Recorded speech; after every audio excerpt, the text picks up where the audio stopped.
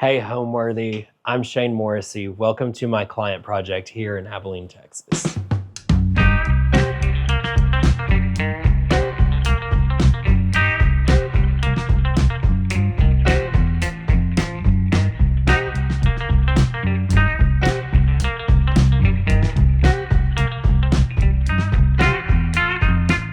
You're watching Homeworthy, where we believe every home has a story. Hi, I'm Shayne Morrissey, founder of Morrissey Home, located in Fort Worth, Texas.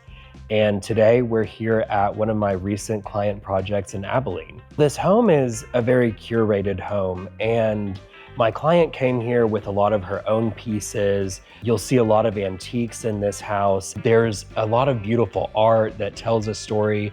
And really, I would describe the style of this home as being American folk. And it's a style that I was actually unfamiliar with when we began the design process. But as we started to work with my client's existing pieces and her artwork, I think folk really became the style of this home. I was a little nervous to take this project at first because my client had such a strong sense of style coming into the project, and it was a little bit intimidating to work with that. But what ended up happening is that she and I really worked together. We both have a strong sense of style, but I found that our styles were very similar. We really worked very closely together on all of the selections for this project. Welcome to the Great Room. As you can see, this really is the combination of two rooms. We have the kitchen on this end and the living area on this end, which is anchored by this beautiful stone fireplace. This room is really special because there are some really cool antique pieces that we have here, and there are also a couple of new pieces.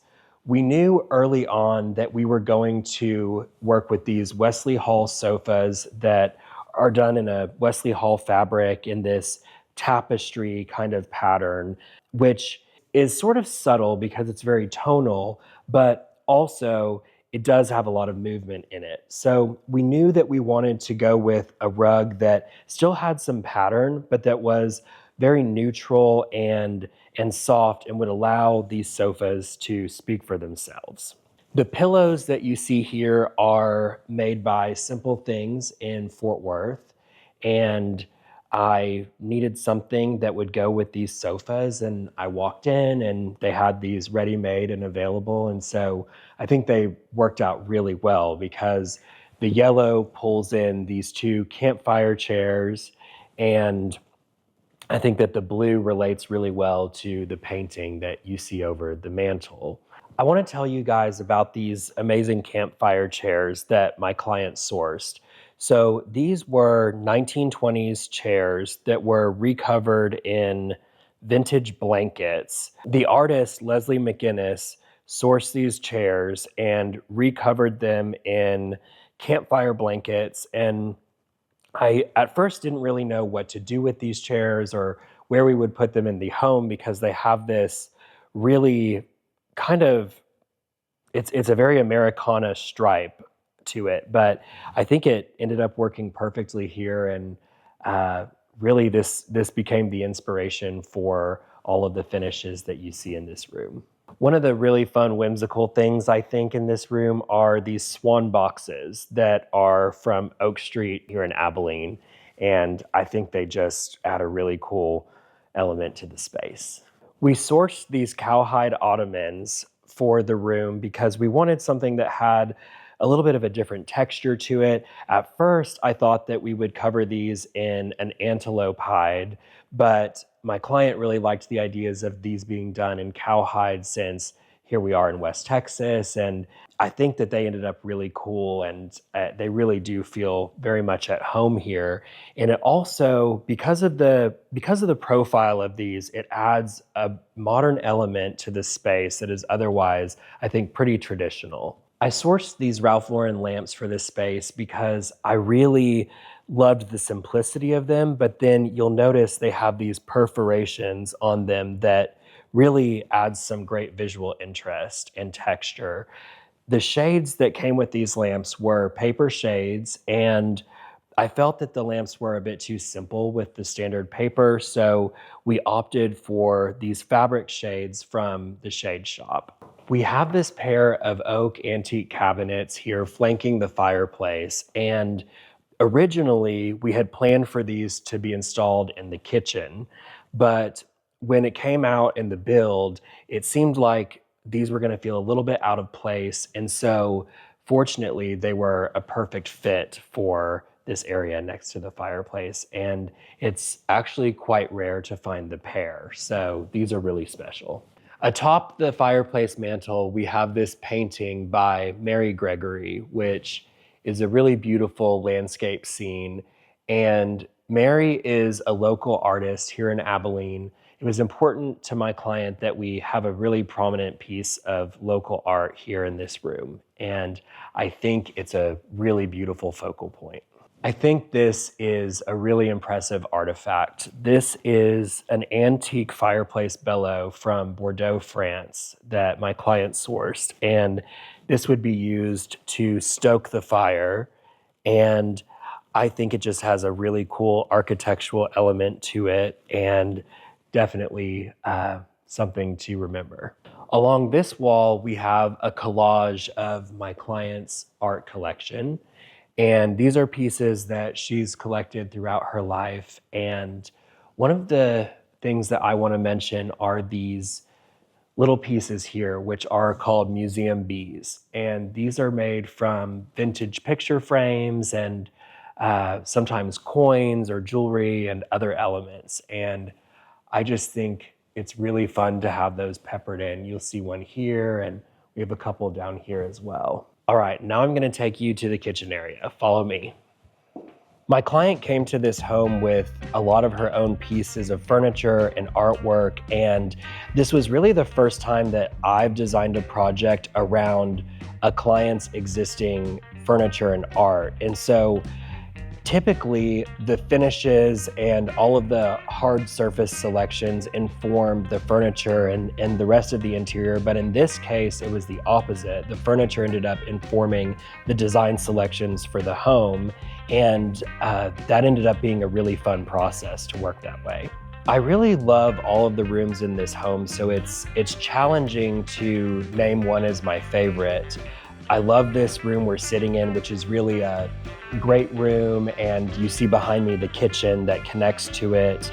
I think this is a really great place for the beginning of the story that is this home. But I also love the primary suite. We have a beautiful muraled wallpaper in there and some other interesting wall treatments that make the space feel really special and uplifted. The library here at this house is also a really beautiful, cozy space that I think feels very intimate and whimsical. Welcome to the kitchen. This is one of my favorite rooms in the house, and I really just absolutely love this wallpaper by Schumacher. This is a Swedish wallpaper, and it's a botanical, which I felt like we really needed in here against all the hard surfaces that we have. I think it softens and makes this feel a little bit more playful. We opted for these Leblon quartz countertops, which have beautiful hues of blue and green. And we did this in a leather finish, so it has a really nice hand to it. You can feel the individual veining in the countertop, and it's actually just a really great surface to use for rolling out dough and baking, and I think also a beautiful design element. We knew early on that we wanted to have a checkerboard floor in this kitchen. This was actually supposed to be laid on the diagonal, and I came in to do a site visit, and they had laid it in this checkerboard pattern. And I was a little bit concerned initially, but I actually ended up loving it, and so did my client. So we kept it just as it is, and I think it's great. And you'll notice that the only appliance that you see in stainless steel is the Wolf range. We really wanted this kitchen to feel more like it was furnished rather than a working kitchen, which it very much is. But you'll notice that apart from this, all of the appliances are paneled. And so you end up with this really seamless look, and it allows your eye to just travel through this space and not get caught when you see a piece of stainless steel. Another thing I want to mention that I think is really important are these light fixtures, which my client brought from another home. These are Curry and Company.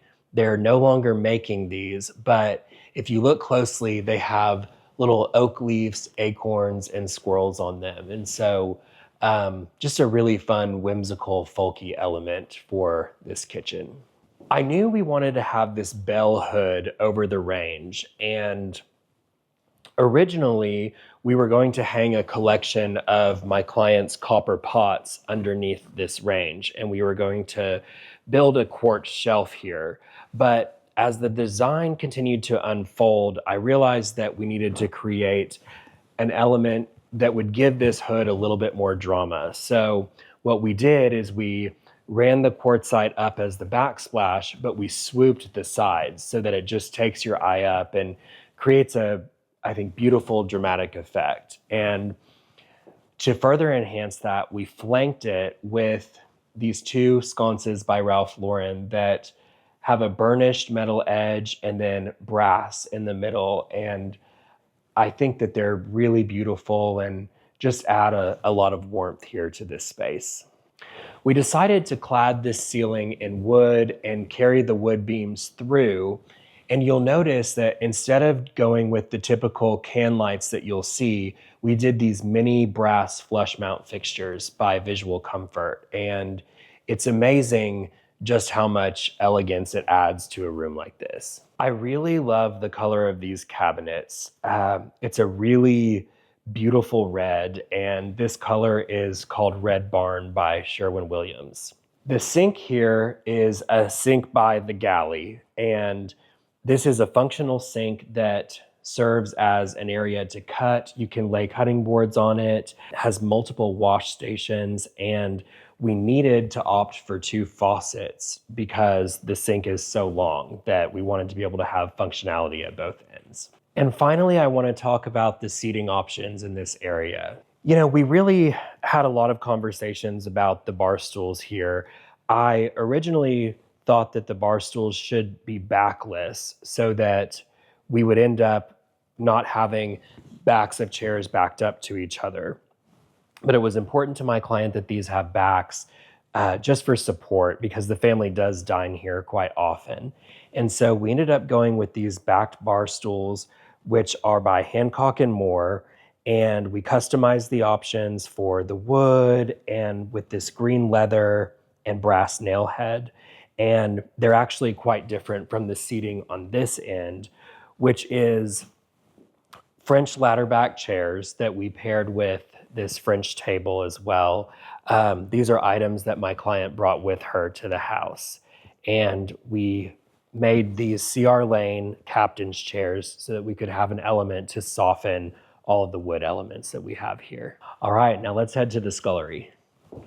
For most of my life, I have wanted to be an interior designer, and I think I knew by the age of 15 that this is what I wanted to do for a career, or at least that I wanted to be in the business of creating homes and making spaces better. That was always important to me. My dad was a general contractor who owned a remodeling business, and so I grew up in that and working with him during the summers, and so homes were always a big part of my life and a big part of my upbringing. And so I majored in interior design in college at the Art Institute, and I ended up starting to work for an interior designer in Dallas as his assistant, and I did that for about a year. And from him, I really learned how to style spaces and how to scale furniture to a room. And these are things that you don't learn in design school because interior design, as far as education goes at school, is very technical. And so you really have to be in the field, and you have to you have to be hands-on in order to learn how to properly style a space. And I was able to absorb that like a sponge from him. And then I ended up about a year later partnering with my dad and his construction company, and we created a design build firm together. And so we were managing construction in-house and interior design in-house simultaneously, which was always a really interesting challenge. It was fun, but it was extremely challenging to manage both in-house. And when the pandemic happened, we really had to pivot because we weren't able to get the product on the build end and we weren't able to get the product on the interior design end. And so the logistics of all of that became too much to manage. So we decided to pivot and focus entirely on interior design and to step away from construction. And so now we're 2 years into being a full-fledged interior design business, and it's been a really wonderful thing because I've been able to give a lot of focus to interiors and creating beautiful spaces for people, which is what I've always enjoyed. Welcome to the Scullery and Baking Center. So a scullery is historically a place where dishes are washed, put away, and stored. And so this room certainly serves that purpose, and it is also a baking center. So you'll notice when we transition to this part of the room that inside of these retractable cabinet doors are all of the countertop appliances. So none of this stuff is out in view. Everything has a home, which is really nice. Again, in this room, we wanted to make sure that as many appliances as possible would be paneled so that we would have a really seamless furniture-like interior. And so we have the dishwasher drawers here that I think are super convenient and just a really nice functional touch to the space. The focal point of this room is this 18th century panetière, which is a French cabinet that would be used to store bread and pastries. And I just thought it was such a cool element that my client brought to the home that we really wanted to showcase it. So you see this when you are walking from the kitchen into the scullery. The plates that you see on the wall here are carrying the whimsical touch from the kitchen. These are all sourced from Anthropologie. All right, now I'm gonna take you guys to see the powder room. Welcome to the powder baths. I think that powder rooms are a really great opportunity to do something fun and sometimes a little bit unexpected. And so in this room, we have this really cool hound tile. So you can see the hound dogs on these, and these were designed by the painter Adam Trest, and I think they're just a really cool element here. I wanted to bring out the red that you see in the tile, and so we did this beautiful red wainscoting in this bathroom, and then atop of that we did a grass cloth wallpaper, just a really nice subtle element, but a lot of texture there, and this paper is from the Cravat House of Brands. And when you walk into the powder room, you'll notice the chandelier, which is a Chapman and Myers chandelier that we source from Visual Comfort. We have this custom concrete sink. This is by Concreti, and it perfectly matches the blue-green hues that you see in the tile. We really wanted the fixtures to show up here, so against this deep slate blue, we chose to go with unlacquered brass fixtures from Newport Brass. There are a lot of rules in interior design that people like to follow or abide, and I have never really paid a lot of attention to rules. I find it kind of difficult to follow rules, so I really just tell people that when you're curating your own space, you have to be just that. Be a curator, be very discerning about what you buy, the size, the scale of the items. And I think that a really great rule of thumb is to only buy pieces that you love. It's your home, and you really want to be surrounded by things that are beautiful and more so meaningful to you. Welcome to the primary suite. This is a spacious bedroom. So I knew we wanted to do a muraled wallpaper, and we chose this incredible scene from Schumacher. And I wanted to avoid this becoming repetitive throughout the room, because you'll see that the willow tree and this scene does repeat. And so what we did is we designed this custom fluted oak wall treatment that extends from the floor all the way up to the top of the vaulted ceiling. And we did that here, and you'll see it also at the top on this side of the room. And it really adds a great textural element, and I think brings a lot of warmth into the space. We did this solid, beautiful wine-colored rug from Jake Arnold, and while it is a solid rug without pattern, it has a really cool mottled shimmery effect because of the way that the yarns were brought. The bed is antique ironwork that was welded into a bed in Fredericksburg, and this is from the antique company called Leftovers. We opted for these Lisa fine linens for the bedding. You will notice that we have this beautiful floral block print pattern, and we actually were able to have this made into a quilt. The soft finishes artist who made this strategically quilted around every single flower. So you get this beautiful quilting effect, but it also really highlights the individual designs of the florals in the bedding. We have these beautiful Curry and Company chagrin nightstands that are contrasting mahogany and a faux chagrin. And I think these really bring together the light and the dark elements that you see in the wallpaper. Really wanted to bring out the green that we had in this quilt. And so we use these beautiful lamps that are ceramics from Visual Comfort. And this is an antique daybed that my client sourced.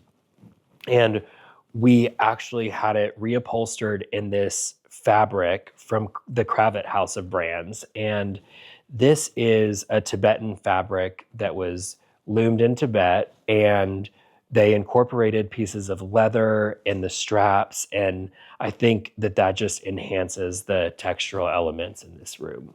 This is a chandelier by Jamie Young, and I think the crystals on this chandelier really add a lot of elegance and some light to this space that is otherwise has a lot of rustic elements to it with the oak walls. We were really intentional about where we placed the pattern on this wallpaper. And so we were able to work with the wallpaper installer to make sure that we strategically placed this willow tree arching over this threshold to the primary bath.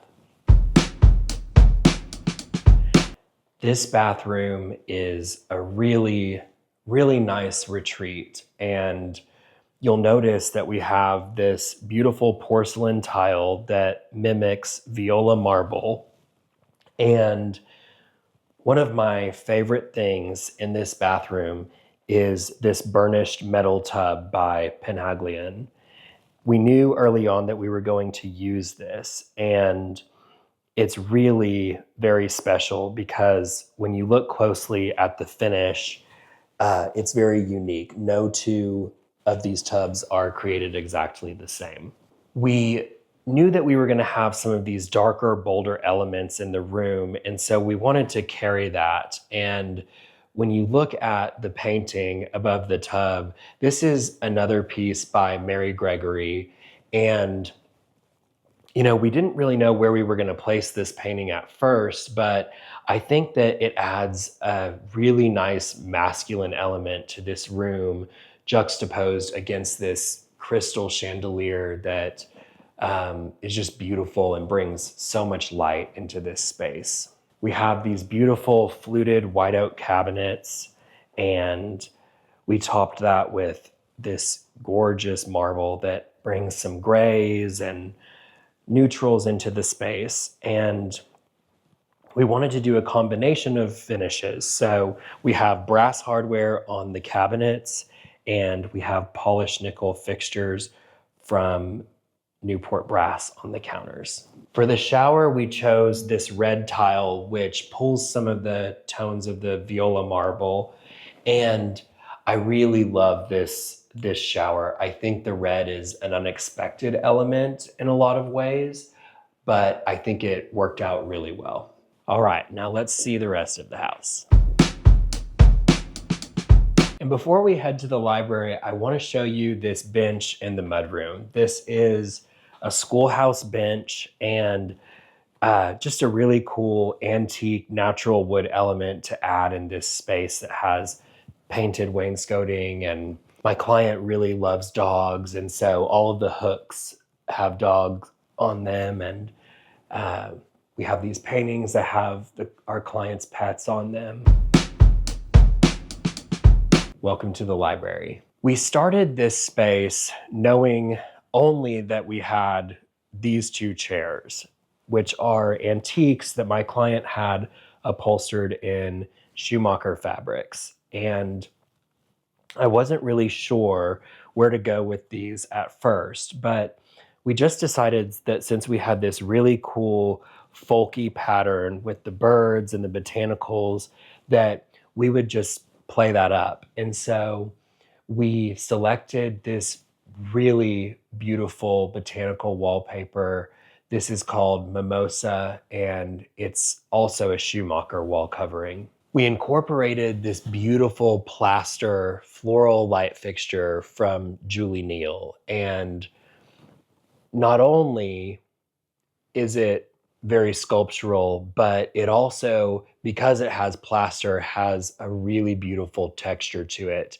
And when you're sitting in these chairs beneath it and you look up, it just glows, and it's very soft and ambient. My client also came with this antique secretary desk that was repainted in this beautiful green color. And it goes so beautifully with the wallpaper that we chose here. And I think that this is just a really, really beautiful piece. On top of it, we have these lamps that are made of antique water pitchers, and they have these really, really cool jute shades on them that are scalloped, and just a nice detail here. There's a cool story to this upright piano. My client is from Durango, Colorado, and her parents bought this piano from a bar that was going out of business back in the day. And she has kept it with her in her homes and decided to bring it here to Abilene for this house. And I think it's just a beautiful piano and a great piece that has, I think, a really cool story and family history to it. And this really is a space for reading and having your morning coffee. And so we filled the shelves with my client's books, and not only with her books, but with some of the elements of art and figures that she's collected through the years.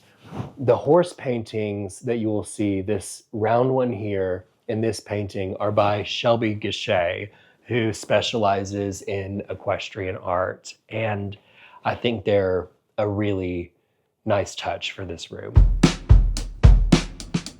And as you exit the library, you are directed back toward the foyer, which is, I think, a really great space to be received in when you come to this home, and you already get a little bit of an idea of the story that you're going to see as you enter this house. All right, y'all, welcome to the media room. So we ended up paneling this room in shiplap, which really, I think, creates a nice textural element to it because we really wanted to color drench this room. But I think that sometimes when you do color drenching like that, you've got to add some sort of texture on the walls for a nice treatment so that everything isn't just so homogeneous. One of the wonderful things that we have here in this room is this painting of the elephant in the teacups and the teapots. This was a commission piece from the artist Heather Gauthier, and I just really love it. Since this is a multi-use space of a media room and game room, I liked the idea of having these studio sconces that really remind me of movies and movie making. And so I think they're a really cool element. They add a little bit of softness to the space because the screens are made out of a linen fabric. You'll notice that we have this whimsical, playful rug in this room. And I think it's great because this is also a room where the kids will play and hang out. And so we wanted to add that gaming element to the space. And so you'll notice that we have this game cube from Century, which you can play several different games on that, and just a really nice carved wood element here. Home means so many things to me. I think that home really is a retreat. It's a space that you can escape to and be alone when you need to be, but it's also a space where you can welcome people into your home and you can host them. And I think one of the most beautiful things you can do is to put on a wonderful meal for people, and that's certainly something that I enjoy. So home can also mean generosity, and I really think that when we look at homes that are beautiful and that have a story, they really have a soul to them. And I think that when you look at a home that's been lived in and well cared for and well decorated, you recognize that maybe there's a little bit of the soul of the person who dwells there in that house. Thanks for watching. Be sure to go to homeworthy.com for exclusive content, shopping guides, and so much more.